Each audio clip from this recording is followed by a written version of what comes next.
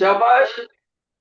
Mentally सारा revise कर लो क्या क्या करा था। अब मैं अपने बच्चों से पूछने लगा हूं। शाबाश। मेरे पास एक बच्चा है नाइन्थ ए सेक्शन में, Ishita. Ishita please come on the mike. Ishita ninth A. शाबाश बेटे। आपको ये बताना है, when the light was passed through the prism it was split into 7 colors. Can you tell which 7 colors which these were? A white light passed through the prism, split it into 7 colors. Can you tell the name of 7 colors? Vibgyor, violet, indigo, Very good. Violet, indigo, blue, blue, green, green, yellow, yellow, orange, orange, red. Red. बहुत अच्छे। Please sit down.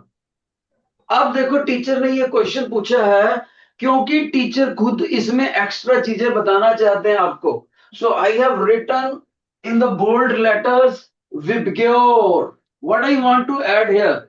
शाबाश। बीच बीच में मैं question पूछूंगा और बीच बीच में मैं एडवांस नॉलेज दूंगा आपको। लिसन बेटे, आप सभी को पता होना चाहिए हमारे पास दो सिंबल्स यूज होते हैं। एक ये सिंबल होता है ग्रीक लेटर, जिसका मीनिंग होता है, इसको ये लैम्डा सिंबल है, लैम्डा। इसको हम वेवलेंथ के लिए यूज करते हैं, वेवलेंथ। ओके। और एक ये सिंबल है, इसको बोलते हैं न्यू। न्यू। इसको हम यूज करते हैं फ्रीक्वेंसी के लिए, फ्रीक्वेंसी के लिए। हर अलग कलर की अलग वेवलेंथ होती है, अलग फ्रीक्वेंसी। और इस वेवलेंथ का यूनिट नीचे मीटर, फ्रीक्वेंसी का यूनिट होता है हर्ट्स। Hertz, HZ। राइट। और याद रखना, किसी भी कलर की एयर, वैक्यूम में या एयर में जो वेलोसिटी होती है किसी भी कलर की लाइट की, velocity of light. Can anybody tell me what is the velocity of light in air? Anybody? Harman Singh, section A. Can you tell बेटे हरमन सिंह? हरमन सिंह बच्चे, आपको वेलोसिटी ऑफ लाइट पता है? जूनियर क्लासेस में कराया होता है हमने।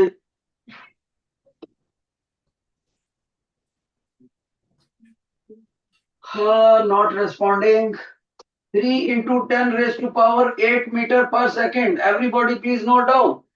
3 × 10⁻⁸ तो टीचर पहली बात क्या बताने लगा है आपको। मान लीजिए ये सोर्स ऑफ लाइट है, ये सोर्स ऑफ लाइट है। इस सोर्स ऑफ लाइट से लाइट बार आया, एमिटेड।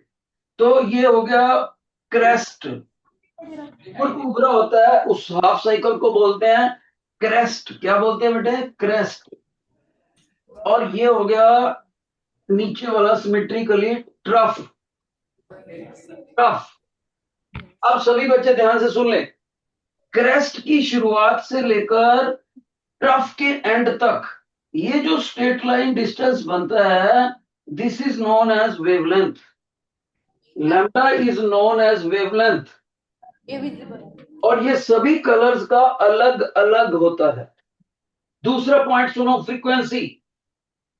मान लीजिए मैंने इस सोर्स ऑफ लाइट को ऑन करा और सोर्स ऑफ लाइट से मैंने देखा कितने वेवलेंथ बाहर निकलते हैं 1 सेकंड में। मान लीजिए जैसे ही मैंने इसको 1 सेकंड के लिए ऑन करा तो ये एक साइकिल निकल गया और दूसरा साइकिल भी आ गया पीछे से, तीसरा साइकिल भी आ गया, फोर्थ साइकिल भी आ गया। मान लीजिए 1 सेकंड में ये सोर्स ऑफ लाइट ऐसे वाले 4 साइकिल रिलीज करता है, तो इसका मतलब फ्रीक्वेंसी कितनी होगी? 4 हर्ट्स।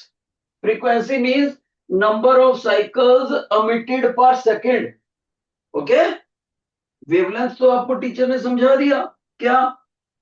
क्रस्ट की विड्थ और ट्रफ की विड्थ, दोनों विड्थ बराबर होती हैं, दोनों को ऐड कर देंगे तो ये वेवलेंथ बनता है। लेकिन फ्रीक्वेंसी के बारे में टीचर क्या कह रहा है? नंबर ऑफ वेवलेंथ रिलीज्ड पर सेकेंड, या नंबर ऑफ साइकिल्स भी बोल देते हैं, साइकिल्स पर second released by source of light, released by source of light S.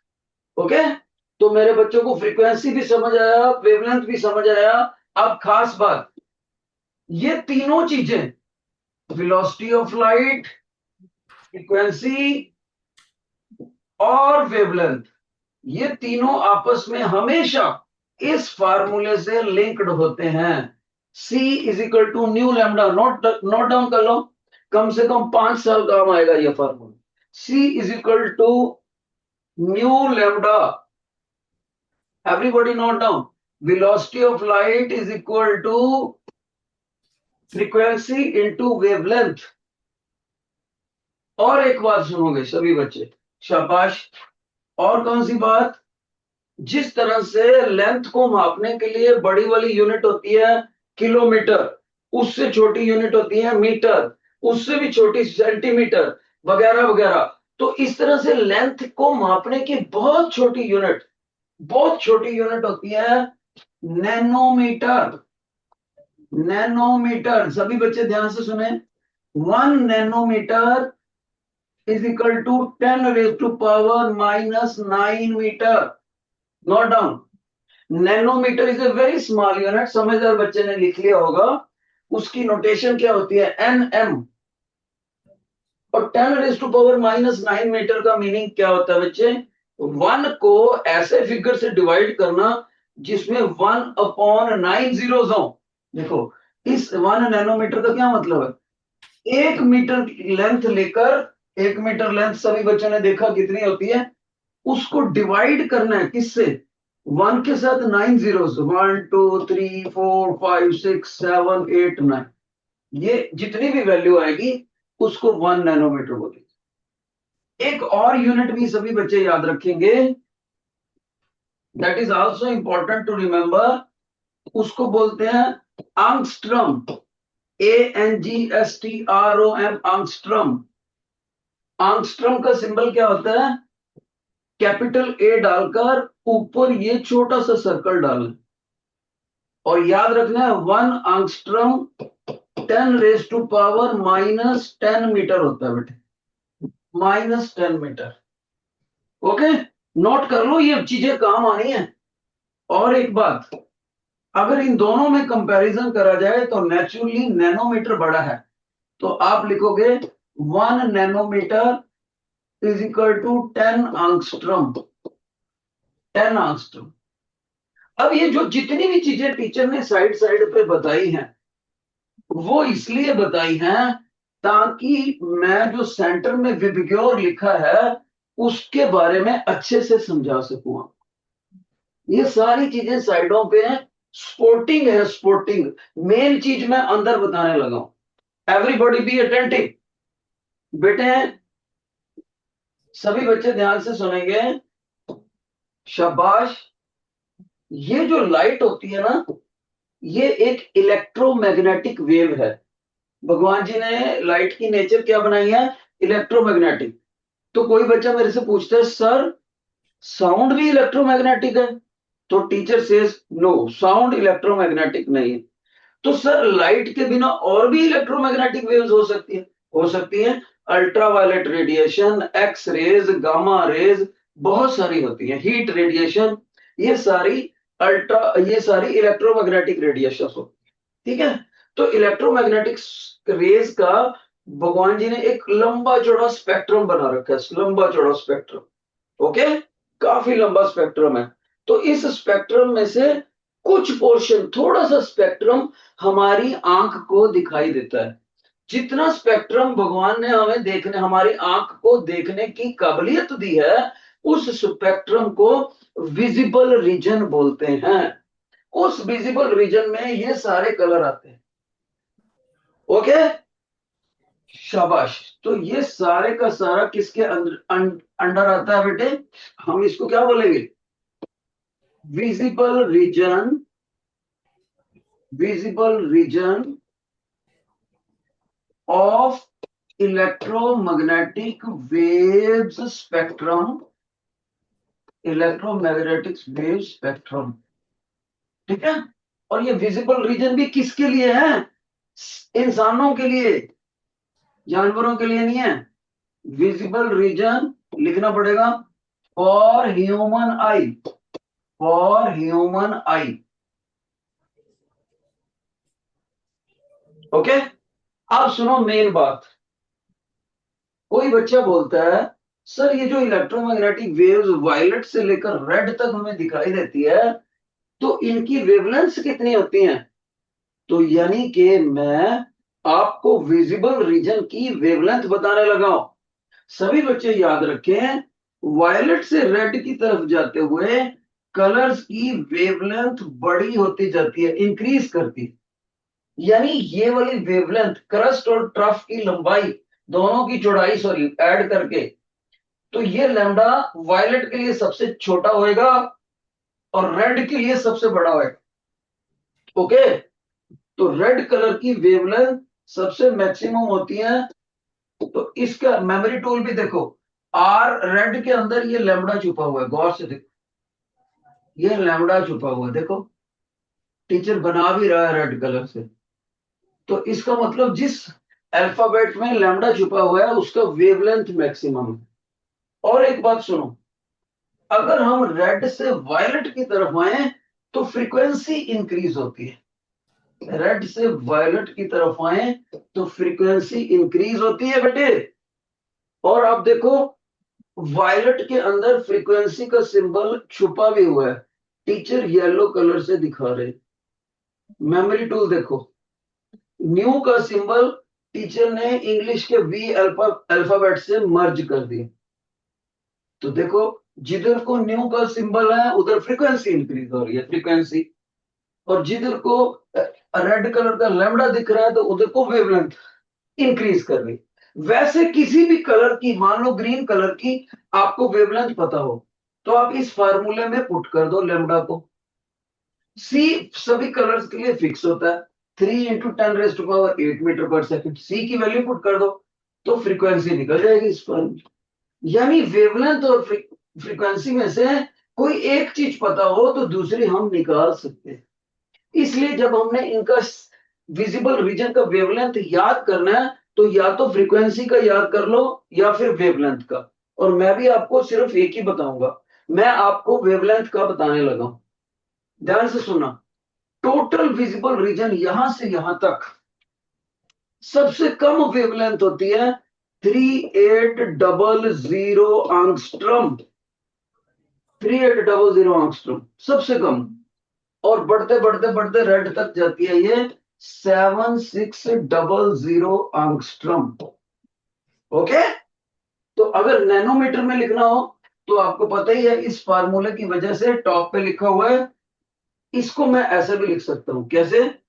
380 nanometre से लेकर 760 नैनोमीटर तक। तो कोई बच्चा मेरे पेपर में मैं आपसे पूछ लूं विजिबल रीजन फॉर ह्यूमन आई कितना होता है वेवलेंथ की टर्म्स में, तो आप बोलोगे सर 3800 टू 7600 आंगस्ट्रॉम तक। अब एक बच्चा मेरे से पूछता है सर इस आंगस्ट्रॉम को अगर हमने मीटर में लिखना हो तो क्या मतलब है? तो मैं टीचर ऐसे बताएगा, देखो अगर हमने, क्योंकि सभी बच्चों को मीटर तो पता ही होता है ना कितना होता है, तब टीचर बोलेगा बेटे इसका मतलब है, मान लीजिए वायलेट के लिए लिखना है तो wavelength of violet colour teacher लिखेगा 3800 आंगस्ट्रॉम को हटाकर इनटू 1 आंगस्ट्रॉम लिख दिया। अगले स्टेप में 3800 1 आंगस्ट्रॉम की वैल्यू ये पुट कर दी, 10⁻⁻10 मीटर में आ गया। तो इस तरह से ऐसे यूनिट में आ गया। जब भी अपने किसी किसी फार्मूले में वेवलेंथ को पुट करना है तो वेवलेंथ को ऐसा यूनिट मीटर में पुट करना है, मीटर। ओके। तो इसलिए आपको ये कन्वर्जन फार्मूला जरूर याद होना चाहिए 1 angstrom 10 to power minus 10 metre, और दूसरा conversion formula 1 nanometre is equal to 10 to minus 9 metre. और एक बात सुनो, इस विबग्योर सेक्शन में याद रखना एक बात और, अगर मैं सारे अलग अलग कलर की टॉर्च लेकर आ जाऊं, मान लीजिए मेरे पास सारे अलग अलग कलर की टॉर्च है, कोई रेड कलर की, कोई ब्लू लाइट छोड़ती है, कोई छोड़ती है, ठीक है, तो कौन से कलर की लाइट है जो दूर तक जाते जाते कम कम बिखराव करेगी, यानी वो मैक्सिमम पैरेलल रहने की कोशिश करेगी। ध्यान से सुनो, टीचर क्या कह रहा है, अगर मैंने रे ऑफ लाइट ऐसे, let me change the colour, अगर मैंने रे ऑफ लाइट ऐसे थ्रो करी पैरेलल बीम, ओके, तो पैरेलल बीम में जाते जाते यहां से देखो विड्थ ज्यादा हो गया, यहां कम है, तो ये जाते जाते ऐसे बिखराव सबसे कम किस कलर में होता है, रेड कलर में। याद रखना है सभी बच्चों ने, red colour is least scattering, red colour is least, कम से कम स्कैटरिंग, ओके। और फिर वायलेट कलर सबसे ज्यादा स्कैटरिंग होता है, जितना जितना उधर जाएंगे उतना उतना कलर कम स्कैटर होएगा। यानी बच्चा कहेगा सर जिस कलर की वेवलेंथ ज्यादा होती है वो कम बिखराव करती है उसकी रे of light. Answer is yes. एक बात और, आप लोगों ने फ्लोरिसेंट कलर देखा होगा, जिसको आप लोग हाईलाइटर बोलते हो, जिसको आप नियोन कलर बोलते हो, वो कलर इंसान की आंख के रेटिना के लिए मोस्ट सेंसिटिव होता है, मोस्ट सेंसिटिव, यानी ना भी देखो तो भी वो कलर दिखता रहता है। कौन सा? वो होता है ग्रीन और येलो के बीच में होता है यहां पर, ओके, नियोन कलर। और नियोन कलर, फ्लोरिसेंट कलर जिसको आप बोलते हो, वो मोस्ट सेंसिटिव होता है ह्यूमन आई के लिए। सभी बच्चों ने इसका वेवलेंथ याद रख लेना है। इसका वेवलेंथ होता है lambda is equal to 555 nanometre. Fluorescent हम लोग इसको ऐसे भी बोल सकते हैं ग्रीनिश येलो कलर, या बोल सकते हैं yellowish green colour, yellowish green colour या ग्रीनिश येलो, ठीक है। तो सभी बच्चे लिखे, सभी बच्चे, human eye is most sensitive to neon colour.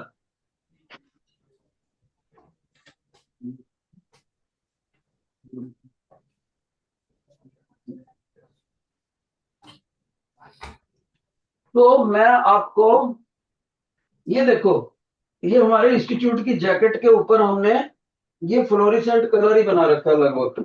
ये देखो, ये ज्यादा येलो है, इसमें हल्का सा ग्रीन टच और डाल दो, हल्का सा, तो वो हाइलाइटर का कलर बनेगा ग्रीनिश येलो, ठीक है। Most sensitive to human eye.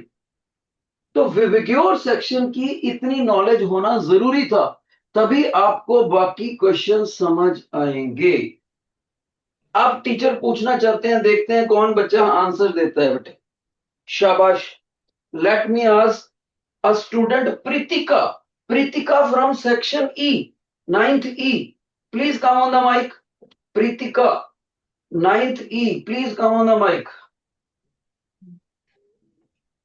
शाबाश बेटे, ध्यान से मेरा क्वेश्चन सुनो। 9th ई प्रीतिका, मेरा क्वेश्चन ये है, what is the value of wavelength in angstrom of a colour which is most sensitive to human eye. फिर से सुन लो पहले question, what is the wavelength in units angstrom of the color which is most sensitive to the human eye।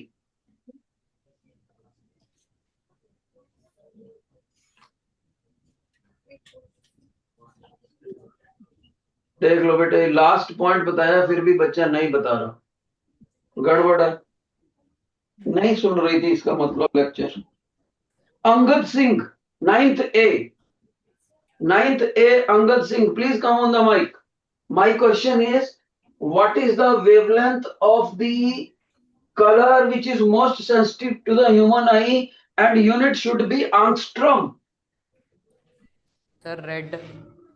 No, red तो होता ही नहीं। मैंने बोला रेड के लिए कम से कम बिखरने वाला कलर, कम से कम बिखरने वाला कलर होता है रेड, तो लीस्ट स्कैटरिंग। मैंने पूछा है आदमी की, इंसान की आंख का जो रेटिना है, कौन सा कलर उसके ऊपर जाकर सबसे ज्यादा असर डालता है, most sensitive to human eye? Sir neon. आप वेवलेंथ बताओ इसका, वेवलेंथ बताओ। देखो बेटे, 5 नैनोमीटर।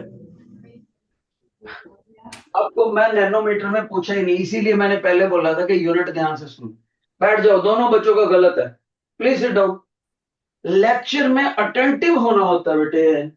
टीचर ने क्या सिखाया था कि जितनी वैल्यू नैनोमीटर है उसमें एक जीरो एक्स्ट्रा लगा दो तो एंगस्ट्रम बनता है।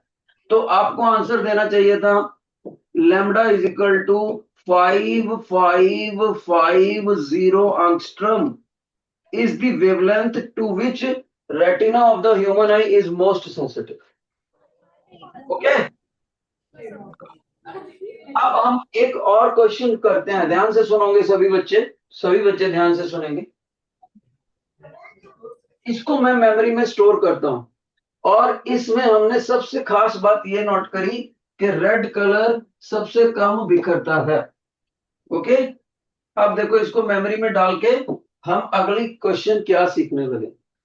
मान लीजिए मैंने आपको रेड कलर की लाइट दे दी और रेड कलर की लाइट टॉर्च में से निकली, तो वो पैरेलल बीम ऑफ लाइट जाते जाते सबसे कम बिखरेगी। ये सबसे कम बिखरेगी, लीस्ट स्कैटरिंग, यानी कि रेड कलर की बीम कॉन्सेंट्रेटेड रहेगी। लेकिन अगर मैं वायलेट या ब्लू कलर की लाइट फेंक दूंगा सोर्स ऑफ लाइट से, तो देखो वो सब वायलेट की सबसे ज्यादा बिखर जाएगी, उतना ही डिस्टेंस ट्रेवल करते हो। ये देखो कितना बिखराव आ गया।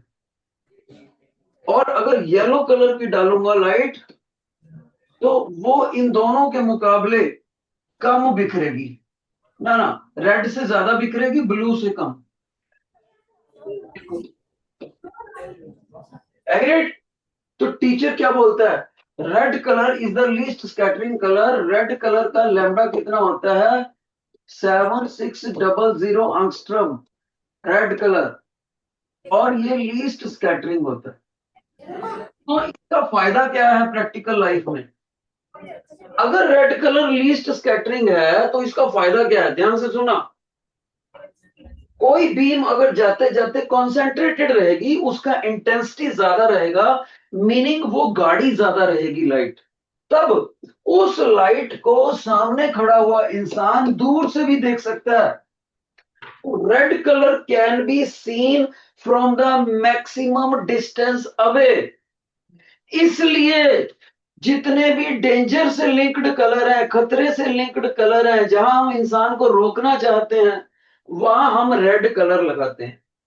जैसे, ध्यान से सुनो, कौन सा कलर होता है अगर इस बाइक को जो आ रहा है इधर से बाइक, उसको रोकना हो सड़क के ऊपर, तो लाइट में कौन सा कलर होता है ट्रैफिक पे रोकने के लिए, रेड कलर, क्योंकि वो दूर से दिखता है। ठीक है? इसी तरह से कोई इलेक्ट्रिक पोल हो, इलेक्ट्रिक पोल जिसमें टच करने से करंट लग सकता है, तो उसके ऊपर हमने एक खोपड़ी का निशान बनाया होता है, स्कल। तो वो स्कल कौन से कलर की बनाई होती है, रेड कलर की, ताकि बच्चे लोग बड़े लोग उसको एक खतरा समझें, उसको टच ना करें, और रेड कलर उनकी आंख को आसानी से दिखाई दे, और क्योंकि वो उसका बीम कॉन्सेंट्रेटेड रहता है। ठीक है? एक और सुनो, भगवान ने आग को भी कौन सा कलर दिया हुआ है, ब्राउन और सॉरी ऑरेंज और रेड कलर का कलर दिया हुआ है फायर का। और आपको पता है ये जानवरों के लिए इंडिकेशन है कि रेड कलर, आग अगर जंगल में लगी हुई है उनको दूर से दिखाई दे, इंसान को भी दिखाई दे, इससे दूर रहो, नहीं तो बॉडी बर्न हो जाएगी। राइट? जहां जहां पर भी खतरा है वहां रेड कलर यूज करा हुआ है। और देखो आजकल ट्रेन आ रही है ना, ट्रेन का ये जो इंजन होता है, इंजन के फ्रंट पर यहाँ पर लाइट लगी होती है, वो रेड कलर की होती है।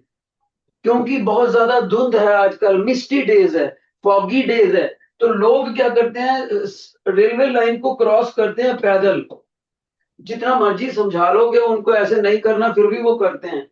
अब इसका मतलब ये नहीं है कि हम उनको अपने रेलवे इंजन से क्रश करते हुए चले जाएं, फिर भी हमने उन मूर्खों की जान तो बचानी है। तो हम इंजन के आगे रेड कलर यूज करते हैं लाइट का, ताकि फॉग में से भी उनको रेड कलर दिख जाए। Red colour being least scattering, it can travel maximum distance successfully in comparison to other colours, it will travel more longer distance. Okay, जिन बच्चों को ये समझ आ गया रेड कलर का प्रैक्टिकल लाइफ में कैसे फायदा लेते हैं, please wave your hand, please wave your hand, give the feedback, give the feedback बच्चे, शाबाश।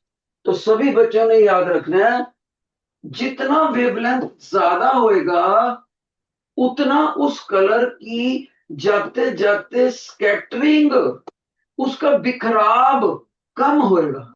इसीलिए देखो टीचर ने ये वाली जो रेड कलर का बिखराव अगर D1 रखा है, ब्लू कलर का बिखराव अगर D2 रखा है, येलो कलर का बिखराव अगर D3 रखा है, तो सबसे कम है D1, उससे बड़ा है येलो वाला D3, उससे भी बड़ा है ब्लू वाला D2। ओके, क्योंकि स्पेलिंग क्या थे, विबग्योर। जितना जितना हम इधर को जाएंगे उतना बिखराव ज्यादा होगा, जितना जितना रेड कलर की तरफ मूव करेंगे उतना रे ऑफ लाइट में बिखराव कम होगा। ओके, अब एक बात और सुनो, शाबाश, योर अटेंशन, एक बात और सुनोगे, आपको पता लग गया होगा कि वायलेट, ब्लू या इंडिगो कलर ये जो है सबसे ज्यादा बिखरेंगे, इसमें सबसे ज्यादा बिखराव आ जाएगा। और इसीलिए टीचर ने देखो ब्लू कलर की लाइट को कितना वाइट वाइट दिखा दिया। जानते हो ये जो बच्चे हैं, जो थोड़े शरारती बच्चे होते हैं, वो इसका मिस यूज करते हैं। कैसे? वो अपने बुलेट मोटरसाइकिल के नंबर के ऊपर जैसे लिखा हो CH012376, ये 73, ये कोई बुलेट का नंबर है। अब ये बिना हेलमेट के चलाते हैं ये बच्चे, लेकिन पुलिस से बचने के लिए क्या करते हैं, ये शरारती होते हैं बच्चे, वो इस साइंस को मिसयूज करते हैं। वो अपनी नंबर प्लेट के इर्द गिर्द यहाँ पर ब्लू एलईडी लगा लेते हैं, या और भी अच्छा होगा अगर वायलेट लगाएंगे। ये ब्लू एलईडी लगाते हैं, जैसे उन्होंने देखा ट्रैफिक पुलिस खड़ी है, तो वो उन्होंने इस ब्लू एलईडी का बटन रखा होता है अपने हैंडल के पास, तो इसको ऑन करके निकल जाते हैं वो। अब ट्रैफिक पुलिस का जैसे ही कैमरा इनके नंबर पे पड़ता है, तो ब्लू लाइट तो सबसे ज्यादा बिखरती है, तो वो इतना सा डॉट इतना बिखरता है, इतना बिखरता है, इतना बिखरता है, इतना बिखरता है, तो उनके कैमरे में फोटो क्या आ जाती है, नंबर की आती नहीं है बाइक की, ब्लू कलर बिखरा हुआ आ जाता है। इसलिए वो बच के निकल जाते हैं ट्रैफिक पुलिस से। ठीक है, तो उसने साइंस को प्रैक्टिकल लाइफ में मिस यूज कर लिया, उसने इस चीज का फायदा ले लिया। Violet, indigo, blue are the most scattering colours. Okay, जैसे हमने प्रैक्टिकल लाइफ में रेड कलर का फायदा लिया लीस्ट स्कैटरिंग की वजह से, कि डेंजर को रिप्रेजेंट करने के लिए रेड कलर यूज करो। उन्होंने अपने नंबर को छिपाने के लिए कि पुलिस के कैमरे में सिर्फ ब्लू लाइट ही आए, नंबर आए ही ना, तो वो ऐसे यूज करते हैं बच्चे, शरारती बच्चे। ठीक है, लेकिन इसका मतलब ये नहीं है कि आप भी ऐसे करो। अब जो नए कैमरे आए हैं लेटेस्ट, उसमें बच्चे पकड़े जाते हैं अब। ओके, ये मत सोचना हम भी ऐसे ही करेंगे, तो लेटेस्ट कैमरों में अब वो ब्लू पकड़ लेते हैं वो अब। राइट, नेक्स्ट चीज बेटे, सभी बच्चे ध्यान से सुने, कल हमने एक प्रिज्म ऐसे करा था यूज, देखो, let me change the colour. हमने यूज करा एक प्रिज्म, और बेटे ध्यान से सुनो, और इसके ऊपर टीचर ने यहां से व्हाइट लाइट थ्रो करा था, व्हाइट लाइट, आप सभी को पता है। और जब इधर से ये गई थी व्हाइट लाइट, ये अपने 7 कलर्स में टूट गई थी। राइट, 7 कलर्स में टूट गई थी। और टीचर ने बोला था नीचे से ऊपर को स्पेलिंग लिखने हैं आपने, किसके? विबग्योर कलर के। और इस प्रोसेस को हमने डिस्पर्शन बोला था। और स्पेक्ट्रम को क्या बोला था बेटे हमने? जो 7 कलर्स का ब्यूटीफुल पैटर्न आ गया था कागज पे, उसको हमने स्पेक्ट्रम बोला था। लेकिन कोई बच्चा बोलता है क्या सर हम इन 7 कलर्स को दोबारा मर्ज करके व्हाइट कलर बना सकते हैं? बिल्कुल बना सकते हैं। उसके लिए हमें एक और प्रिज्म यूज करना पड़ेगा, और उस प्रिज्म को उल्टा रखना पड़ेगा बेटे, ऐसे। देखो, ऐसे करेंगे तो ये जो प्रिज्म है, इसके ऊपर लाइट थ्रो हुआ तो आपको फिर से ये ऐसे बनेंगे, और जब यहां से निकलेगी ना लाइट, तो वो व्हाइट कलर की बनके निकलेगी, अगेन व्हाइट बनेगी। तो पहले कलर प्रिज्म ने व्हाइट लाइट को 7 कलर्स में स्प्लिट कर दी। दूसरे प्रिज्म ने इनको मर्ज करके, ये एज पे ही मर्ज कर जाती है वैसे, इनको मर्ज करके व्हाइट लाइट दोबारा बना दी। तो कल को आपको क्वेश्चन आ जाए कि लाइट की डेविएशन तो हो, तो इधर जा रही थी कुछ और एंगल पे चलेगी, डेविएशन तो हो लाइट की, और प्रिज्म में से निकालने भी उनको, पर डिस्पर्शन नहीं होनी चाहिए। डेविएशन के लिए तो यस बोले वो, लेकिन 7 कलरों में टूटे मत, डिस्पर्शन। तब आप बोलोगे एक प्रिज्म ये ले लो P1, एक प्रिज्म P2 ले लो, इनको अपसाइड डाउन यूज करोगे ऐसे, तो एक प्रिज्म स्प्लिटिंग दिखाएगा, दूसरा उनको मर्ज कर देगा। इसको बोलते हैं deviation of light without dispersion. ऊपर हेडिंग क्या लिखना चाहिए? Deviation of white light without dispersion. Okay, तो ये आपको चीज पता होनी चाहिए, राइट? अब एक चीज मैंने आपको और सिखानी है, शाबाश। रेनबो का थोड़ा सा और अच्छे से समझाऊंगा अपने बच्चों को। कौन सा? रेनबो को और अच्छे से समझाने के लिए मेरे को अपने बच्चों को एक और चीज बतानी पड़ेगी, सब पॉइंट। उसको बोलते हैं TIR। TIR, can anybody tell me the full form of TIR? Anybody class में कोई भी बच्चा TIR का फुल फॉर्म बता सकता है? नहीं बता रहे। इसका नाम होता है total internal reflection.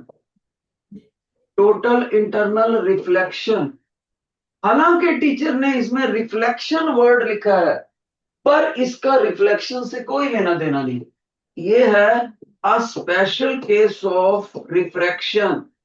Special case of refraction. अब बच्चा पूछता है sir what do you mean by special case? तो उसको समझाने के लिए ध्यान से सुनो।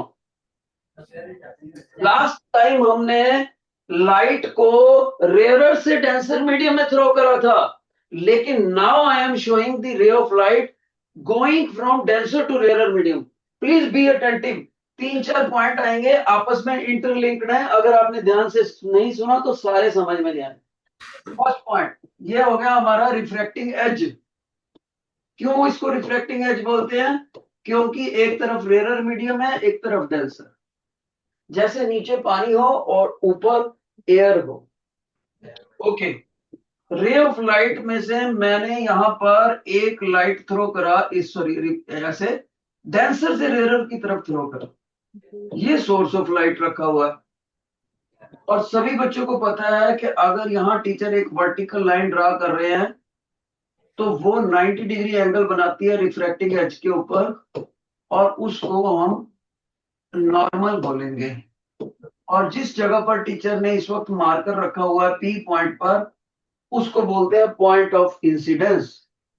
अब ध्यान से सुना, जब रे ऑफ लाइट डेंसर से रेयरर में जाती है तो वो अवे फ्रॉम नॉर्मल हो जाती है, वो ग्रीन पाथ को फॉलो करेगी। कलर नहीं चेंज होएगा, कलर तो वही रहेगा जो हमने पहन किया, लेकिन वो अपने इस रास्ते को छोड़ देगी जिसको टीचर डॉटेड लाइन से शो कर रहे हैं, जो उसकी ओरिजिनल डायरेक्शन थी उसको छोड़ देगी लाइट, और ग्रीन कलर को फॉलो करेगी। ठीक है। अब यहां पर एंगल ऑफ रिफ्रैक्शन क्या हुआ? एंगल ऑफ रिफ्रैक्शन हुआ नॉर्मल लाइट और ग्रीन कलर की लाइट में, ये जिसको टीचर येलो कलर से दिखा रहे हैं, ये हुआ एंगल ऑफ रिफ्रैक्शन। जिसको टीचर व्हाइट कलर से दिखा रहे हैं, ये हो गया एंगल ऑफ डेविएशन। और इस कलर को, इस एंगल को बोलेंगे एंगल ऑफ इंसिडेंस। और जिसको टीचर स्प्रिंग से दिखा रहे हैं, वो हो गया एंगल ऑफ ग्लास। अब ध्यान से सुना, अगर येलो एंगल में से व्हाइट को माइनस कर दें तो जो भी एंगल बचेगा वो एंगल ऑफ इंसिडेंस के वर्टिकली अपोजिट होएगा। तो एंगल ऑफ रिफ्रैक्शन में से एंगल ऑफ डेविएशन माइनस करें, एंगल ऑफ इंसिडेंस के बराबर होता है कब? अगर लाइट डेंसर से रेयरर की तरफ जाए तो। इफ यहां माइनस, कल जो हमने फार्मूला पढ़ा था उसमें प्लस था और उसमें लाइट रेयरर से डेंसर में आती। ये तो मैंने एक पॉइंट बताया, ठीक है, फर्स्ट पॉइंट। सेकंड पॉइंट सुनो, अगर मैं इस सोर्स ऑफ लाइट को यहां से शिफ्ट करके इधर को ले जाऊं रिफ्रैक्टिंग एज की तरफ, in case I keep on shifting the source of light toward the refracting edge, then angle of incidence will keep on increasing gradually। Angle of incidence धीरे धीरे बढ़ता रहेगा, और जितना आई बढ़ेगा उतना ही येलो एंगल बढ़ जाएगा, यानी कि एंगल ऑफ रिफ्रैक्शन बढ़ता है कॉरस्पॉन्डिंगली। तो एक सिचुएशन ऐसी आएगी, ध्यान से सुनो इधर सभी बच्चे, ये हो गया हमारा रिफ्रैक्टिंग एज। ओके बेटे, मैंने सोर्स ऑफ लाइट को थोड़ा ऊपर को रेज कर दिया यहां, और गौर से देखो पहले के मुकाबले टीचर ने कितना ज्यादा बड़ा एंगल ऑफ इंसिडेंस शो कर दिया। पहले वाला एंगल ऑफ इंसिडेंस छोटा है। ओके, और मैंने नोट करा कि जब ऐसे करते हैं एंगल ऑफ रिफ्रैक्शन येलो वाला बढ़ता है, और रे ऑफ लाइट है ना जो, वो रिफ्रैक्टिंग एज के अलोंग ही चली जाती है, अलोंग। तो इसका मतलब है इस वक्त angle of refraction exactly 90 degree हो गया। याद रखना बेटे, इस वक्त रिफ्रैक्टेड रे ना तो डेंसर मीडियम में ही वापिस आई और ना ही रेयरर मीडियम में जा सकी, ये तो अलोंग दी रिफ्रैक्टिंग एज चले गई। What do you mean by refracting edge? ऐसा एज जो रेयरर और डेंसर मीडियम को सेपरेट करे। ओके, अब इस प्रोसेस का स्पेशल नाम होता है, सभी बच्चे नोट करेंगे पर्टिकुलर वर्ड, स्पेलिंग देखो, GRAZING, ग्रेजिंग। तो सभी बच्चों को याद रखना चाहिए, grazing is that special type of refraction in which ray of light is incident from denser medium towards rarer medium such that angle of incidence at such a special value that angle of refraction becomes exactly 90 degree and ray of light goes along the refracting edge। इस process को बोलते हैं grazing, GRAZING। और बेटे एक बात और याद रखना है, ये जो स्पेशल एंगल ऑफ इंसिडेंस बनेगा जब रिफ्रैक्शन 90 डिग्री का बनेगा रेयर मीडियम में, तब इस आई को एक खास नाम दे दिया गया साइंटिस्टों के द्वारा, पूरे वर्ल्ड में उसी नाम से जाना जाता है। इसको लिखते हैं कैपिटल C एंगल से, और नाम है क्रिटिकल एंगल। क्रिटिकल एंगल, ये है दूसरा लर्निंग पॉइंट। ध्यान से सुनते रहना, इंटरलिंक्ड है। अब एक पॉइंट और बताना है मैंने आपको, शाबाश। लर्निंग पॉइंट थर्ड, एक बच्चा बोलता है सर सोर्स ऑफ लाइट को तो अभी भी और ऊंचा उठा सकते हो आप, तो क्या होगा? क्योंकि एंगल ऑफ रिफ्रैक्शन तो आपका ऑलरेडी 90 डिग्री मान रखा है। अब ध्यान से सुनना, उस बच्चे की अगर मैंने बात मानी तो सबसे पहले यहां दिखाया रिफ्रैक्टिंग एज, ऊपर है रेयरर मीडियम, नीचे डेंसर मीडियम। तो मैंने उस बच्चे की बात मान के इस सोर्स ऑफ लाइट को और भी ऊंचा उठा दिया, यहां पर ले गया। तो बच्चा कहता है सर इसका मतलब अब जो यहां पर आपका एंगल ऑफ इंसिडेंस है वो तो क्रिटिकल एंगल से भी ग्रेटर हो गया, सी से भी। I said yes, angle I is now greater than critical angle and it is in denser medium. तो सर अब क्या होगा? अब एंगल ऑफ रिफ्रैक्शन को 90 से भी ज्यादा बनना पड़ेगा। 90 से जैसे ही ज्यादा एंगल बनेगा एंगल ऑफ रिफ्रैक्शन, तो इस रे ऑफ लाइट को, रिफ्रैक्टेड रे को ग्रेजिंग प्रोसेस छोड़कर वापस डेंसर मीडियम में आना पड़ेगा। क्योंकि अगर ये वापस डेंसर मीडियम में आती है, सभी बच्चे ध्यान से देखो, तभी जाकर ये एंगल ऑफ रिफ्रैक्शन 90 डिग्री से भी बड़ा हो गया। जब रे ऑफ लाइट डेंसर से रेयर की तरफ थ्रो करे और एंगल ऑफ इंसिडेंस को क्रिटिकल एंगल से बड़ा रखा जाए, तो रे ऑफ लाइट वापस डेंसर मीडियम में आ जाती है। इस प्रोसेस को बोलते हैं TIR, टोटल इंटरनल रिफ्लेक्शन। तो कोई बच्चा बोलेगा सर है तो ये रिफ्लेक्शन, रिफ्लेक्शन क्यों यूज करा इसके लिए रिफ्लेक्शन वर्ड? तब ये मैं बताऊंगा कि ऐसे लगता है जैसे रे ऑफ लाइट किसी मिरर से टकराकर रिफ्लेक्ट करते हुए वापस आ गई। ऐसे लगता है कि ये रिफ्रैक्टिंग एज ना हो, कोई प्लेन मिरर हो, इसलिए रिफ्लेक्शन वर्ड उठा लिया इन्होंने, रिफ्लेक्शन जैसा दिखने की वजह से। दूसरा, इंटरनल वर्ड क्यों लगाया सर? क्योंकि लाइट जिस मीडियम से गई थी डेंसर से, उसी में वापस आ गई। अंदर की लाइट अंदर ही रह गई, रेयरर में जा ही नहीं सकी, इसलिए इंटरनल वर्ड यूज कर लिया। सर टोटल वर्ड क्यों यूज करा? टोटल इसलिए यूज करा कि ये जो पॉइंट ऑफ इंसिडेंस है P, वहां पर लाइट की एनर्जी की एब्जॉर्प्शन, इंसिडेंट लाइट की एनर्जी की एब्जॉर्प्शन प्रैक्टिकली 0 जूल होती है। इसका मतलब ये हुआ जितनी ये लाइट इंसिडेंट ब्राइट थी, प्रैक्टिकली उतनी ही ब्राइट रिफ्रैक्टेड रे वापस आ जाती है, सारी की सारी लाइट वापस आ जाती है। अब्जॉर्प्शन ऑफ लाइट होती ही नहीं है प्रैक्टिकली P पॉइंट पर, इक्वली ब्राइट, इसलिए हम कहेंगे टोटल लाइट वापस आ गई। हैंस टोटल से इन्होंने T उठा लिया, तो तीनों वर्ड मिलाए क्या बना? Total internal reflection. अब अगर ये तीनों चीजें आपको समझ आ गई, तब मैं आपको रेनबो का एक डायग्राम बनाऊंगा, वो और भी अच्छे से समझ आएगा। शाबाश, फीडबैक चाहिए, फीडबैक। जिन बच्चों को ये तीनों पॉइंट समझ आ गए हैं वो अपना राइट हैंड वेव करके फीडबैक देंगे टीचर को। Please please please don't be lazy. आपकी फीडबैक एक टीचर के लिए स्ट्रेंथ होती है। शाबाश, बहुत अच्छा रिस्पॉन्स है, very nice very nice, thank you thank you thank you.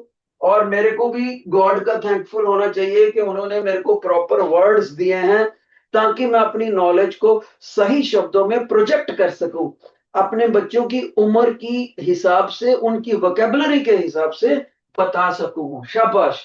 अब हम समझेंगे कि इस चीज को माइंड में रखते हुए रेनबो को और बेटर कैसे समझ सकते हैं। और ये जो मैं बनाने लगा हूं, ये डायग्राम आपकी बुकलेट में भी दिया हुआ है, ध्यान से सुनो। लो, इसको डाला मेमोरी में। ये मैंने बेटे ध्यान से सुना, ये बारिश होने के बाद हवा में लटकी हुई रेन ड्रॉपलेट दिखाई। कोई बच्चा कहता है सर इतनी बड़ी रेन ड्रॉपलेट? भाई मैंने मैग्नीफाइड व्यू दिखाया है जस्ट आपको, इतनी बड़ी नहीं है, उसको बड़ा करके दिखाया फिगर।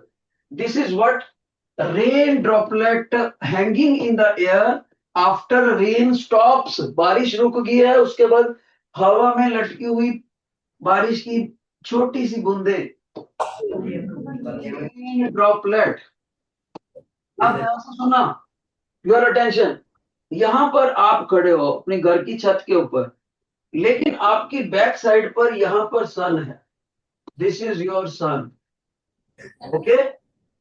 सन से होता क्या, ध्यान से सुना, यहां से ऑफ लाइट आई, किधर को आई? स्ट्रेट लाइन में वाटर ड्रॉपलेट की तरफ आई।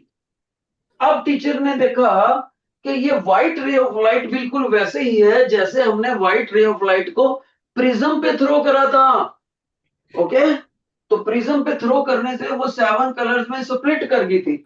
इसी तरह से ये white light when enters into the rain drop ये अपने 7 कलर्स में स्प्लिट कर जाएगी, यानी कि ऐसे नीचे से ऊपर को स्पेलिंग बना दो, विबग्योर।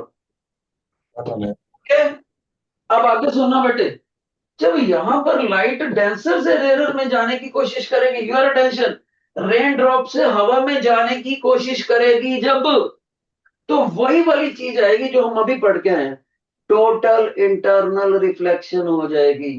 डेंसर से रेयर में जाने की कोशिश करती है, लेकिन angle of incidence critical angle से ग्रेटर पाया गया, उसके हिसाब से ये लाइट वापस रेन ड्रॉपलेट में आ जाती है। यानी कि यहां पर क्या हो गया, TIR हो गया, TIR, total internal reflection. Total internal reflection हो गया। अब यहां से डेंसर से रेयर में जाएगी तो बाहर निकल जाएगी, क्योंकि इस पोजीशन पर TIR नहीं होती, एंगल ऑफ इंसिडेंस यहां पर लेस देन C हो जाता है, वहां ग्रेटर देन C। यहां बेटे TIR क्यों होता है, जब angle of incidence greater than C हो, यहां बाहर निकल आएगी रेयर में, क्योंकि यहां पर angle of incidence less than critical angle होता है। ये क्रिटिकल एंगल हवा और पानी का अलग होता है, पानी और कांच का अलग होता है, कांच और हवा का अलग होता है। कौन से दो मीडियम इंटरेक्ट कर रहे हैं उसके ऊपर C की वैल्यू होती है। अगर नोट करना हो तो आप गूगल पे जाके लिख सकते हो critical angle of different pair of media, तो सारा आपको टेबल बना बनाया मिल जाएगा। ओके, तो यहां से ये लाइट बाहर निकलेगी बेटे, तो बाहर निकलेगी रिफ्रैक्शन करते हुए, तो यहां से इस इंसान की आंखों में 7 कलर दिखाई कर देंगे, तो उसकी आंखों में यही 7 कलर इधर जाते, उसको आंख की अपनी थिंकिंग पावर नहीं होती, आंख हमेशा समझती है light is coming in the same straight line, rectilinear propagation. Okay, हालांकि इधर से ऐसे टकरा के आ रही है, तो इंसान को ये पीछे क्या है, स्काई है, स्काई के कंट्रास्ट में 7 कलर्स बिखरे हुए दिखते हैं। तो इस तरह से ये ओरिजिनल पिक्चर है रेनबो फॉर्मेशन की। तो कोई बच्चा बोले सर इसका मतलब ये हुआ रेनबो में TIR भी हुई और यहां पर एक रिफ्रैक्शन हुई नॉर्मल रेयर टू डेंसर, और यहां पर नॉर्मल रिफ्रैक्शन हुई डेंसर टू रेयर, TIR हुई। यस, टीचर कहता है रेयर टू डेंसर एक रिफ्रैक्शन हुई एंड TIR हुई यहां पर, और फिर से डेंसर से रेयर आते हुए एक रिफ्रैक्शन और हुई। इस तरह से रेनबो फॉर्मेशन होता है। जिन बच्चों को रेनबो का फॉर्मेशन समझ आ गया है वो अपने टीचर को फीडबैक देंगे। Please raise your wave your right hand for a little time. बहुत अच्छे बेटे। मैं कुछ भी आपको ऐसी चीज नहीं बता रहा जो आपके सिलेबस में ना हो, लेकिन ऐसी छोड़ भी नहीं रहा जो सिलेबस में हो। ओके, अब हम एक बात और पढ़ते हैं, जूनियर क्लासेस से पढ़ते आ रहे हैं लगातार कि स्टार्स आर ट्विंकलिंग, ऐसे ऐसे कुछ पढ़ते आ रहे हैं। फिर कभी क्वेश्चन हमारे माइंड में आता है, जब मैं छोटा था ना सोचता था कि जब तो सन सुबह सुबह राइज करता है या शाम को छुपता है तब तो उसका कलर ऑरेंज या रेड कलर का होता है, और दोपहर के वक्त वही सन व्हाइट क्यों हो जाता है। बड़ी मेरे को हैरानी होती थी। फिर एक दिन मेरे को टीचर ने समझाया, आज मैं भी अपने बच्चों को वैसी कुछ बातें समझाने लगा हूँ। स्टार्स क्यों ट्विंकल करते हैं, आसमान स्काई ब्लूइश क्यों होता है, सुबह का सन जो है ऑरेंज रेड कलर का क्यों होता है, वगैरह वगैरह, छोटे छोटे conceptual question from your syllabus. Let's begin. लो भाई, इसको डालते हैं मेमोरी में।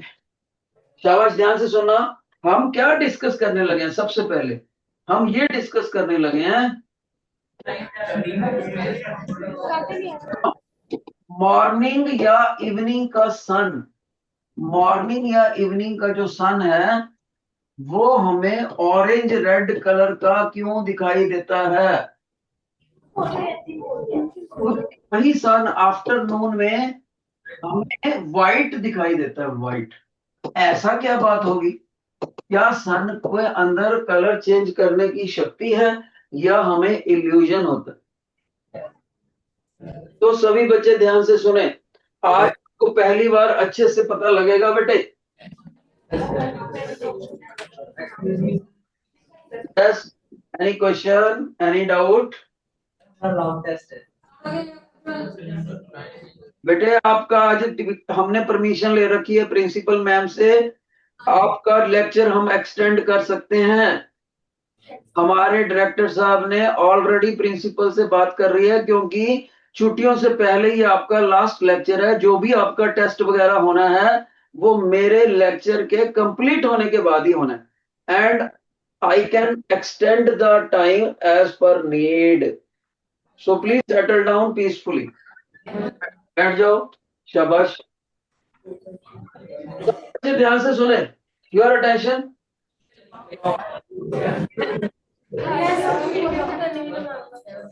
Ninth F section, please switch off your camera, too much noise.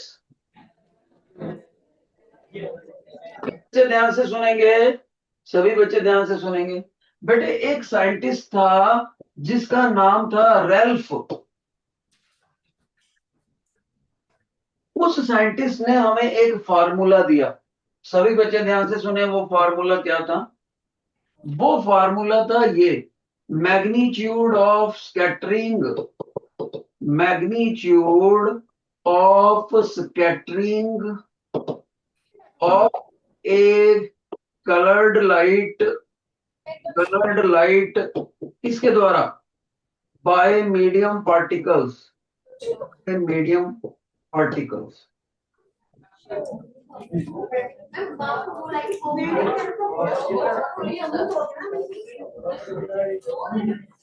Ninth F वाले टीचर, मैं आपसे रिक्वेस्ट करूंगा कि camera please, sorry microphone please of कर दें, क्योंकि थोड़ी नॉइस आ रही है।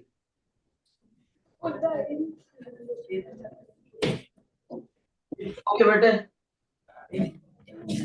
देखो मैंने भी आपको ट्रिक से थोड़ा ब्रेक दे दिया। कई बार टीचर लगातार बोलता है ना, तो बच्चे बोल रहे हैं, तो बम्बार्डमेंट ऑफ नॉलेज हो रही है। तो मैं देखो थोड़ी देर के लिए आपको मोमेंटरीली 2 मिनट 3 मिनट का रेस्ट दे दिया। अब हम आगे बढ़ेंगे, शाबाश बेटे। ये रेल्फ साइंटिस्ट कहता है कि कोई कलर की लाइट आपने थ्रो करी मीडियम में से, जैसे आपने रेड कलर की लाइट को धुंध के ऊपर फेंक दिया, धुंध के पार्टिकल्स जो है वो मीडियम के पार्टिकल हो गए, तो वो धुंध किसी कलर की लाइट को कितना बिखराएगी, जितना ज्यादा बिखराएगी उसका मैग्नीट्यूड ज्यादा होगा। तो ये साइंटिस्ट कहता है, ध्यान से सुनो मेरा formula, magnitude of scattering of A coloured light by the medium particle is inversely proportional to fourth power of wavelength। Wavelength जितनी ज्यादा उतना कलर कम बिखरेगा, और वो भी पावर देखो कितनी है रेसिप्रोकल में, फोर्थ पावर, यानी काफी ज्यादा फर्क पड़ता है। समझदार बच्चे ने फार्मूला नोट कर लिया होगा, मूर्ख बच्चा सिर्फ सुनता होगा। Magnitude of scattering of a colored light by a medium particle is inversely proportional to the fourth power of the wavelength। अब टीचर ने आपको एक चीज और भी बताई थी, कौन सी? विबग्योर में आपको मैंने बताया था किसका वेवलेंथ सबसे ज्यादा है। सभी बच्चे बोलेंगे सर आपने रेड कलर का सबसे ज्यादा समझाया था। तो रेड कलर जिसका वेवलेंथ सबसे ज्यादा है वो सबसे कम बिखरेगी, क्लियर है ना? रेड के सेकंड लीस्ट कौन सी स्कैटरिंग होगी? ऑरेंज। थर्ड लीस्ट स्कैटरिंग कौन सी होगी? येलो। उधर से देखने लग जाओ। अब इस चीज का फायदा सुनो, शाबाश, सभी बच्चे सुनो, इस चीज को याद रखना, और ये होगी हमारी अर्थ। योर अटेंशन, ये होगी हमारी अर्थ। ओके, और मान लीजिए आप यहां पर रहते हो, आपका घर यहां पर, ओके, तो आपको मैं ये बताना चाहूंगा, जितना हमारा अर्थ का स्फीयर है उससे 8 किलोमीटर हाइट तक सारी तरफ, 8 किलोमीटर मेनली लेकिन थोड़ा बहुत उसके बाद भी हवा होती है और धीरे धीरे कम होती होती 12 किलोमीटर के बाद तो बिल्कुल ही नहीं दिखाई देती। तो मेनली जो हवा का एटमॉस्फेयर है उसकी हाइट कितनी होती है? 8 किलोमीटर, ओनली 8 किलोमीटर। उसके बाद हवा भी नहीं होती। ओके। इसीलिए जब हम माउंट एवरेस्ट से ऊपर जाते हैं ना, लगभग 8 किलोमीटर से ऊपर चले जाते हैं, तो हमें ऑक्सीजन के सिलेंडर चाहिए होते हैं माउंटेनियर्स को, माउंटेन क्लाइंबर्स को। अब देखो क्या होता है बेटे, यहां पर इंसान खड़ा है और मान लीजिए दोपहर के टाइम यहां पर सन है, तो सन से व्हाइट लाइट आई नीचे को, तो व्हाइट लाइट आई 8 किलोमीटर से पहले पहले ये सन बिल्कुल व्हाइट है। लेकिन उसके बाद जैसे ही लाइट हवा के एटमॉस्फेयर में आई, तो मीडियम के पार्टिकल उस व्हाइट लाइट के अंदर छुपे हुए 7 कलरों को बिखेर देगी इधर उधर, इधर बिखेरेगी, इधर बिखेरेगी, इधर बिखेरेगी, इधर बिखेरेगी, सातों कलर बिखेर देगी। सबसे ज्यादा कौन सा बिखरेगा? वायलेट। सबसे कम कौन सा बिखरेगा? रेड। लेकिन सारे कलर बिखर जाएंगे। पर वो सारे कलर बिखरते हुए भी ये 8 किलोमीटर का डिस्टेंस इतना कम है कि इंसान की आंख में वो सातों कलर फिर भी बिखरते बिखरते आ जाते हैं। जैसे ये 7 कलर्स आ जाते हैं तो कंबाइंड टुगेदर, तो विबग्योर के 7 कलर जब भी इकट्ठे मिलकर आपको दिखेंगे तो आपको व्हाइट कलर बनेगा।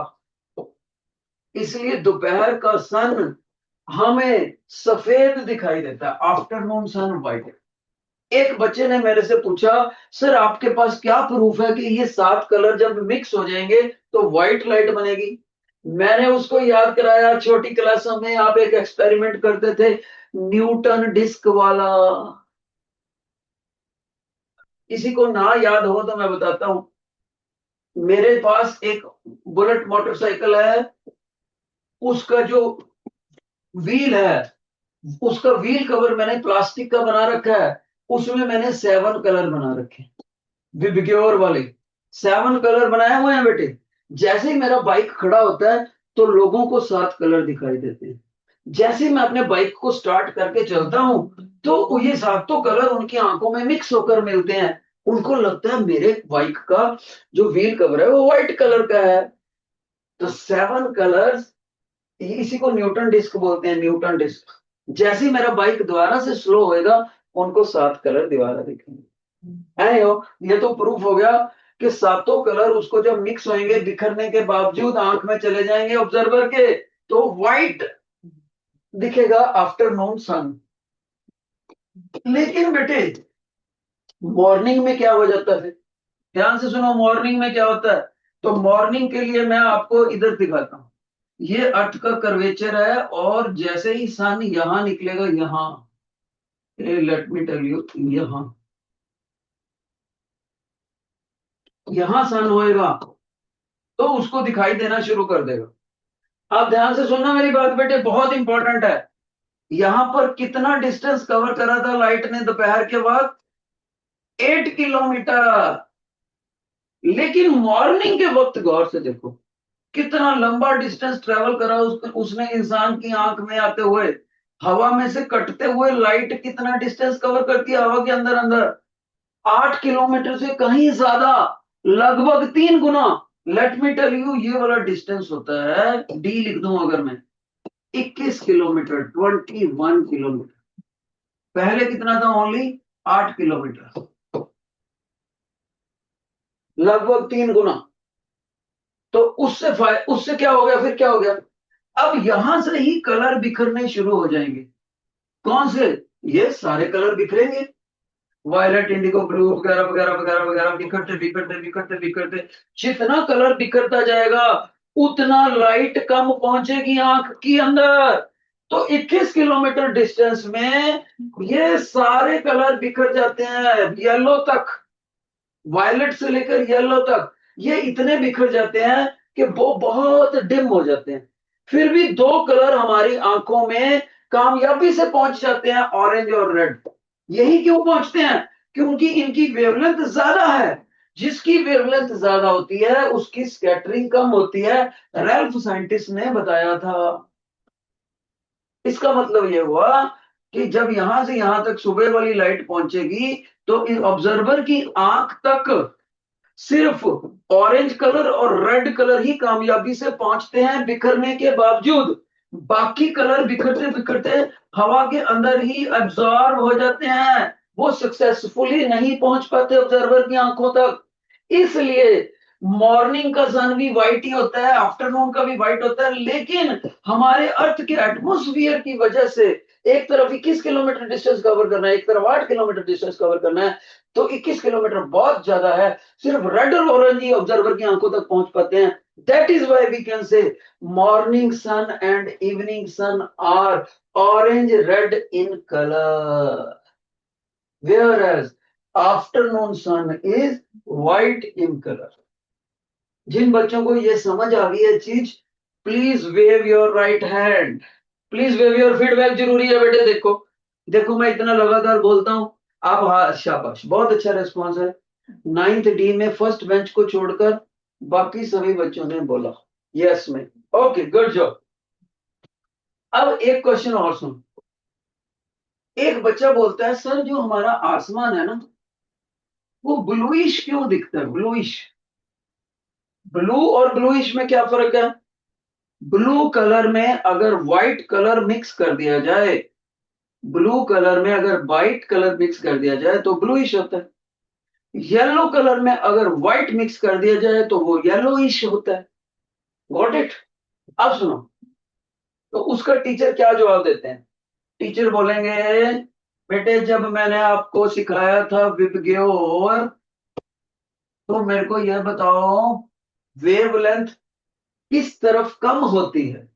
बच्चा कहता है सर देखो आपने बोला था रेड कलर में लैम्डा छुपा हुआ है, मेमोरी टूल दिया था, रेड कलर की तरफ तो लैम्डा इंक्रीज होता है, इसका मतलब है वायलेट की तरफ लैम्डा डिक्रीज होता है। मैंने कहा बिल्कुल सही। फिर मैंने उसको बोला बेटे आपको पता है ये जो 3 कलर होते हैं, ब्लू, इंडिगो और वायलेट, जामुनी कलर, बैंगनी कलर और नीला कलर, जामुनी बैंगनी नीला नीला कलर, ये तीनों लगभग ब्लू ही है। गौर से देखो बहुत कम फर्क है। Yes sir. तो इसको हम कोलेक्टिव ब्लू कह सकते हैं। सर ठीक है, तो क्या कलेक्टिव ब्लू की परसेंटेज बाकी कलरों की परसेंटेज के मुकाबले ज्यादा नहीं होगी इनकी परसेंटेज। हाँ जी सर, कलेक्टिव ब्लू की तो ज्यादा होगी, अकेले वायलेट की नहीं मैं बोलूंगा, अकेले इंडिको की नहीं बोलूंगा, अकेले ब्लू की नहीं बोलूंगा परसेंटेज। अगर आप तीनों का ग्रुप बना के बोलोगे तब तो मैं बोलूंगा ही। ओके। दूसरी बात, फिर मैं कहूंगा रेल्फ ने क्या बोला था, मैग्नीट्यूड ऑफ स्कैटरिंग क्या बोला था, उसने फार्मूला क्या दिया था। आप कहोगे sir magnitude of scattering of particular colour उन्होंने बोला था 1/λ की पावर इनवर्सली में 4th पावर। तब मैं कहूंगा देखो एक तो इनकी परसेंटेज ज्यादा है, हाँ जी सर, फिर इनकी वेवलेंथ भी कम है क्योंकि उधर को जाते हुए वेवलेंथ कम है। जितनी वेवलेंथ कम होगी उतनी स्कैटरिंग ज्यादा होगी क्योंकि ये इनवर्सली प्रोपोर्शनल है। सर मेरे को समझ आ गया अब आंख आसमान क्यों नीला होता है, क्योंकि एक तो ब्लू कलर की कंटेंट ज्यादा होगी कलेक्टिव ब्लू की, ऊपर से लैम्डा कम होने की वजह से कलेक्टिव ब्लू का बिखराव कम ज्यादा हो गया, बिखराव स्कैटरिंग इसकी मोर होगी। अब आप ही बताओ अगर सामने व्हाइट कलर का कागज हो उसमें मैं ब्लू कलर की इंक लेके ऐसे मैक्सिमम बिखेर दूं, बाकी कलरों की लाइट को कम बिखेरूं, तो ओवरऑल कागज का कौन सा कलर दिखेगा, स्काई ब्लू दिखेगा। That is why sky is bluish in colour, bluish in colour. तो बच्चा कहेगा सर इसका मतलब है मेरे को अगर एग्जाम में पूछता है why the sky is bluish in colour तो उसका आंसर भी मैं रेल्फ क्राइटेरिया ऑफ स्कैटरिंग से दूंगा। रेल्फ क्राइटेरिया ऑफ स्कैटरिंग से दूंगा जो क्या कहता है magnitude of scattering of a colour of wavelength lambda is given by this formula. जिन बच्चों को समझ आ गया why sky is bluish in colour, please wave your hand, please wave your hand, give the feedback. Give the feedback बेटे, जरूरी होता है, जरूरी होता है, शाबाश, बहुत अच्छे, ये भी मैंने आपको समझा दिया। अब हम एक बात और करते हैं, टिंडल इफेक्ट। सभी बच्चे लिखें टिंडल इफेक्ट। देखो, मेरे पास ये एक कंटेनर है, राइट, कंटेनर है, इसके अंदर मैंने लस्सी भर दिया, लस्सी, या आप दूध समझ लो।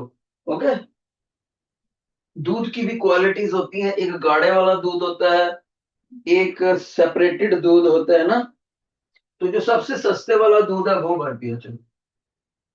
Okay,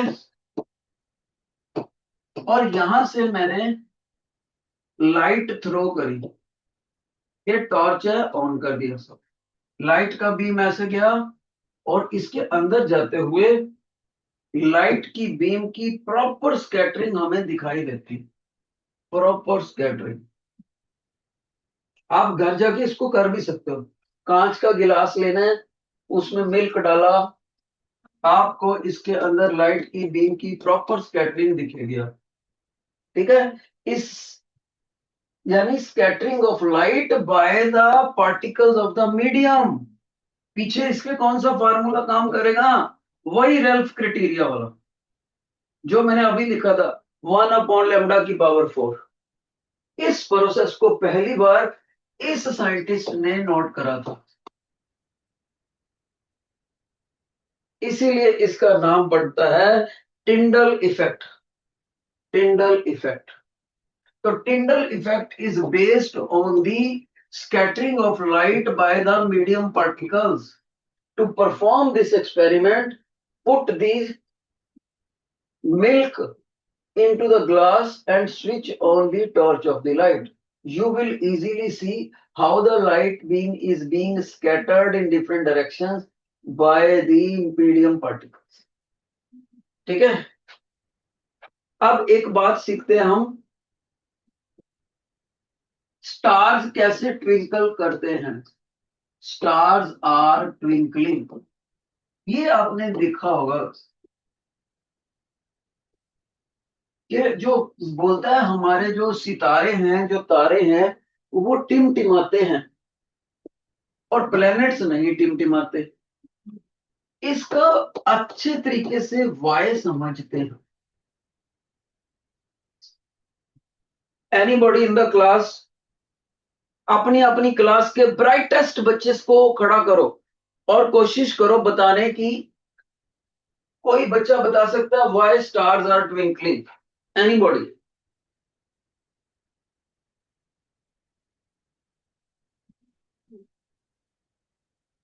anybody in the school जो बिल, हाँ एक ही सेक्शन है बेटे, 9th F, please come on the mic. एक प्यारी सी गुड़िया आई है स्पेक्स वाली 9th F में, व्हाट इज योर नेम बेटे? 9th F में एक बच्चा आ सकता है माइक पर, बताना चाहूंगा, सिर्फ 9th F के बच्चे का हाथ खड़ा है। Can you tell me why stars are twinkling? Voice is not clear. Due to atmospheric refraction. शाबाश शाबाश, एक बच्चे ने, मेल स्टूडेंट है, बहुत ही कम शब्द, बैठो बेटे, शाबाश आपको। इस बच्चे ने एकदम से बोल दिया रिफ्रैक्शन ऑफ लाइट की वजह से, लेकिन हम इसको अच्छे से मैकेनिज्म के रूप में स्टडी करते हैं। ध्यान से सुनना, आज सुनोगे तो आपको लगेगा यार असली तो आज समझ आया, ठीक है, ध्यान से सुना। ये है हमारी अर्थ। So the twinkling of stars is due to atmospheric reflection of the starlight. Thus, starlight on entering the Earth's atmosphere undergoes refraction continuously before reaching the Earth. The atmospheric reflection occurs in a medium of gradually changing refractive index and thus causes the twinkling of stars. बहुत अच्छे बेटे, आपका नाम क्या है 9th E में? 9th E में Navya. नव्या, भाई कमाल हो गया भाई, इस बच्चे ने not only the answer is correct but the language used is also very professional, जैसे किसी टीचर ने जवाब दिया हो। मजा आ गया बेटे, आपको बहुत शाबाश है नव्या को। अब ध्यान से सुनो, ये कैसे। मान लीजिए आप अर्थ के इस जगह पर रहते हो, ओके, और आप सभी बच्चों को पता होना चाहिए कि अर्थ के यहां तक, चलो मान लेते हैं हवा का एटमॉस्फेयर है। कितनी हाइट बताई थी टीचर ने बेटे आपको? 8 किलोमीटर तक मैक्सिमम हवा रहती है, उसके ऊपर नाम मात्र होती है। मैक्सिमम 12 किलोमीटर तक जाती है, उसके बाद तो हवा है ही नहीं। ओके, तो ये हो गया हमारे पास एयर। अब आपको पता है एयर कोई सॉलिड मटेरियल तो है नहीं, एयर तो गैसियस पोर्शन है, तो उसकी भी डिफरेंट डिफरेंट लेयर्स होती है। ये होगी व्हाइट लेयर, ओके, ये एक और मैं अलग कलर से दिखा दी ग्रीन लेयर, एक और कलर से दिखा दी बेटे, एक और कलर से दिखा दी। तो ये जो डिफरेंट डिफरेंट एयर लेयर्स हैं, ये क्या है? सारी एयर लेयर्स। इनकी म्यूचुअल डेंसिटी चेंज होती रहती है, ऑप्टिकल डेंसिटी। कभी यहां पर हवा ज्यादा हो जाती है, कभी यहां ज्यादा हो जाती है, कभी यहां ज्यादा हो जाती है। आंधी तूफान आता है तो ऊपर एयर के पार्टिकल ज्यादा आ जाते हैं, है ना।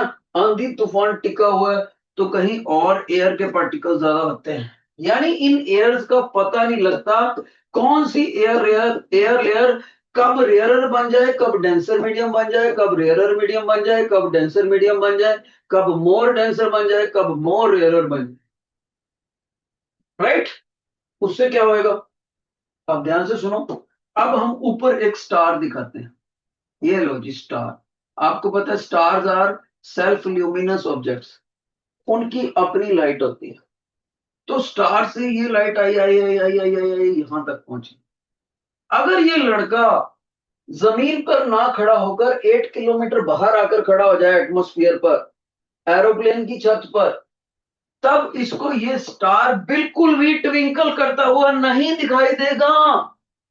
लेकिन वो तो अर्थ के एटमॉस्फेयर से देख रहा है, तो क्या होएगा?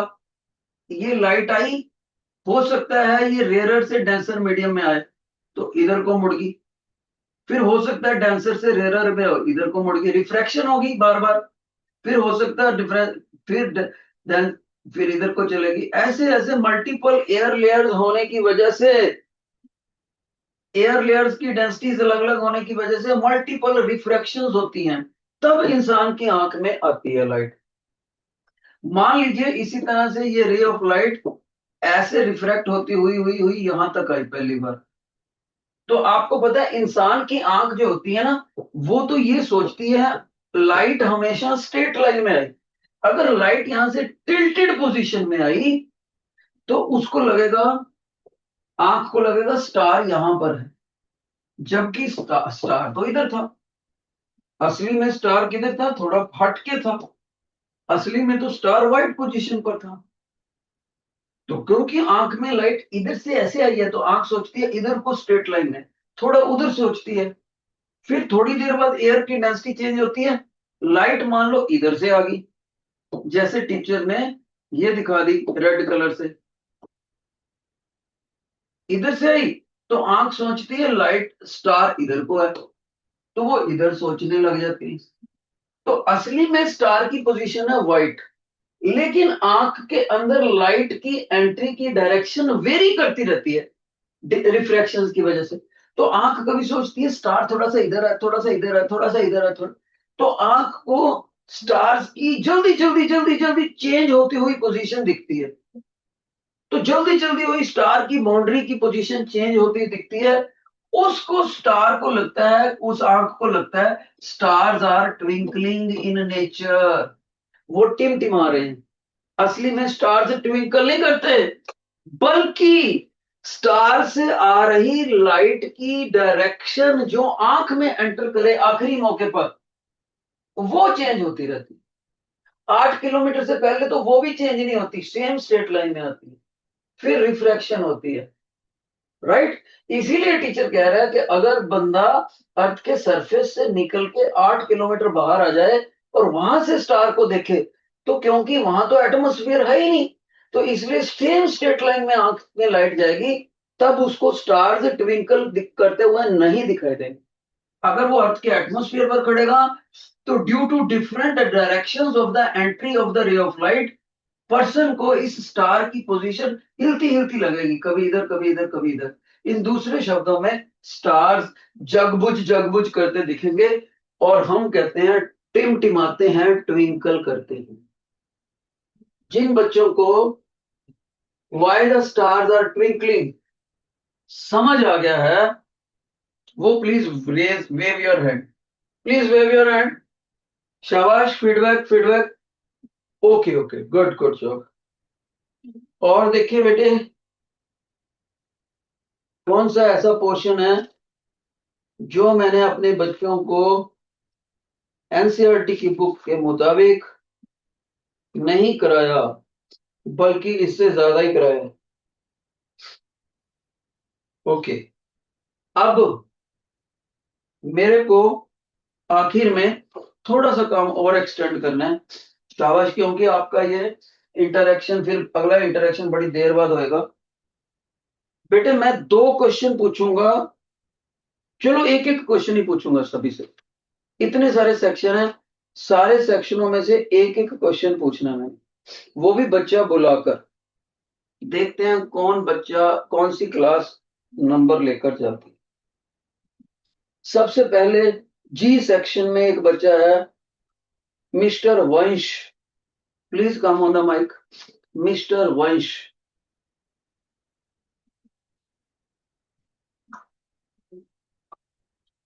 बेटे वंश कौन है जी सेक्शन में, माइक पर आ जाए। लो, तो जी सेक्शन का बच्चा तो, अच्छा चलो उसकी अगर नहीं आ रहा तो नितिन दीप कौर, नितिन दीप कौर आ जाए माइक पर, 9th जी।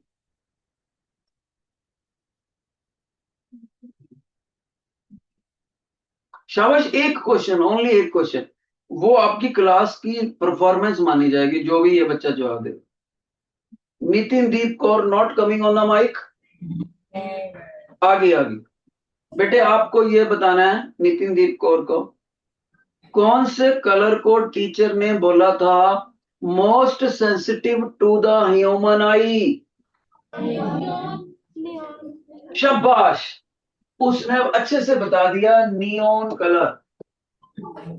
तो 9th जी को 100 मार्क्स मिलते हैं, 9th जी 100 मार्क्स। ओके, बस एक एक सेक्शन।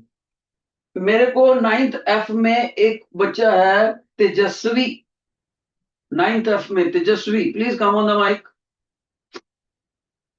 शाबाश, इसका माइक पे आ जाओ बेटे, माइक को ऑन कर लो, एक्टिव बना करो, इतना सुस्त ना हो। आपका आंसर आपकी क्लास को रिप्रेजेंट करेगा। ओके, शाबाश। आपने मेरे को बताना है, योर क्वेश्चन इज कौन से कलर की वेवलेंथ सबसे कम होती है। Violet. Violet, very good. So 9th F get 100 marks. बहुत अच्छे, बैठो। अब आ जाए मेरे पास 9th ई में से एक बच्चा है धैर्य, 9th ई में से, 9th ई में से, 9th ई, 9th ई, 9th ई में धैर्य।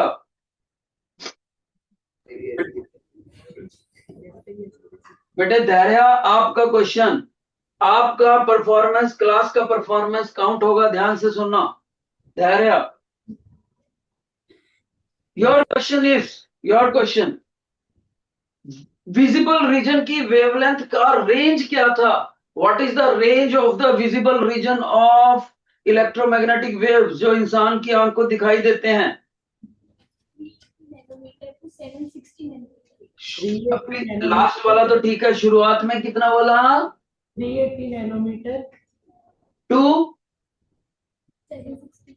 बहुत अच्छे, 380 nanometer to 760 nanometer. Very good. So 9th E भी 100 marks. बहुत अच्छे बेटे. बस एक एक क्वेश्चन. 9th A में एक बच्चा है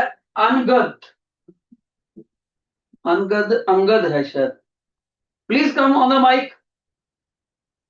9th A में बेटे आपने ये बताना है what is the formula between velocity, frequency and wavelength.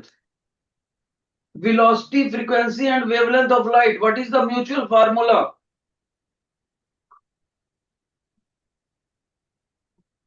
ओए होए, नहीं बता पाया. बैठ जाओ. So 9th A could not perform. 9th C में आ जाए नवजोत डोगरा.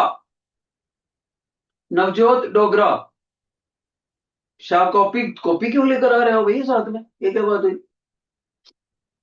माइक पे आओ, माइक ऑन करो. बेटे आपका क्वेश्चन है what is the unit of frequency. What is the unit of frequency? फिर से बोलो. Unit of frequency. आवाज ही नहीं आ रही बच्चे. पास करो माइक को, पास करो. बोलो. बिल्कुल सही. अब ठीक है. 9th C ने बताया फ्रीक्वेंसी की यूनिट होती है हर्ट्ज. 100 मार्क्स. अब एक ही सेक्शन रह गया 9th B. लास्ट क्वेश्चन आज का. 9th B में एक बच्चा है सुमीर कुमार. सुमीर माइक पे आ जाओ. 9th B सेक्शन का मर्ज होकर बैठे हैं. यहाँ तो ज्वाइन ही नहीं करा हुआ 9th B ने ज्वाइन ही नहीं करा हुआ. पता नहीं क्या बात है. Okay.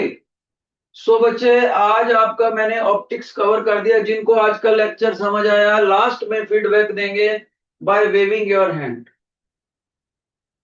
Thank you. And you all should be best thankful to your class teachers presently giving that so good duty, maintaining so good discipline. Thank you very much. Bye.